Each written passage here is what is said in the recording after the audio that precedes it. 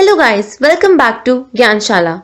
Today I'll discuss the topic theory of demand. ये theory हमें दी थी हमारे जो इकोनॉमिस्ट हैं Alfred Marshall. He was born on 26 July 1842 in London, UK. After that we'll discuss the statement. Other factors affecting demand remaining constant, there is an inverse relationship between a price of a commodity and its demand. यानी other factors जो demand को affect करते हैं वो constant रहते हैं और हमारी डिमांड ऑफ अ कमोडिटी और उसके प्राइस में इन्वर्स रिलेशनशिप है यानी कि नेगेटिव रिलेशनशिप है. मींस अगर प्राइस बढ़ता है तो डिमांड घट जाएगी और अगर प्राइस घटता है तो डिमांड उसकी बढ़ जाएगी. After that we'll discuss the assumptions. First assumption is हमारे प्राइस ऑफ रिलेटेड गुड्स में कोई चेंज नहीं आता. बिफोर दैट हमें पता होना चाहिए कि रिलेटेड गुड्स क्या होते हैं. रिलेटेड गुड्स बेसिकली दो टाइप्स के होते हैं, substitute goods and complementary goods. Substitute goods वो गुड्स हैं जो एक दूसरे की जगह पे यूज़ किए जाते हैं, जैसे कि T and coffee, Coke and Pepsi. Suppose अगर एक कोक है उसका प्राइस 35 रुपीज़ है और पेप्सी है उसका प्राइस 40 रुपीज़ है.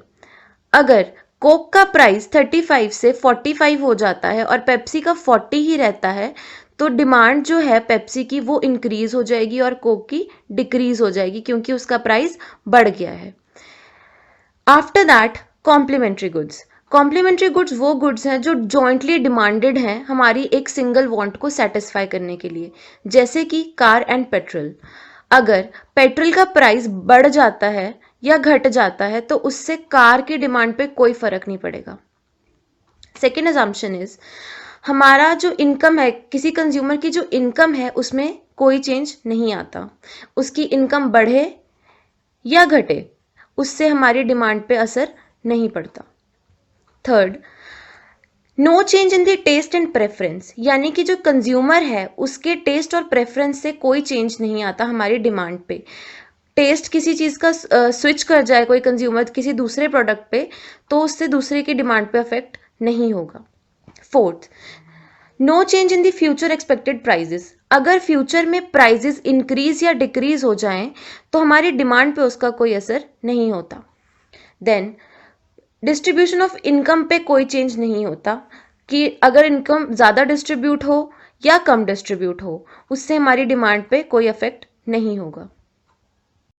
Our last assumption is level of population में हमारी कोई चेंज नहीं आता. यानी अगर पॉपुलेशन इंक्रीज होती है या डिक्रीज होती है तो हमारी डिमांड सेम ही रहेगी, उस पर कोई असर नहीं होगा.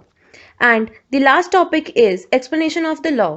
हम लॉ को एक्सप्लेन कर सकते हैं with the help of table and diagram.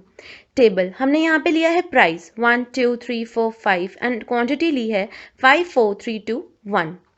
Now come to the diagram. हमने OY एक्सिस पे लिया है प्राइस एंड OX एक्सिस पे ली है क्वांटिटी.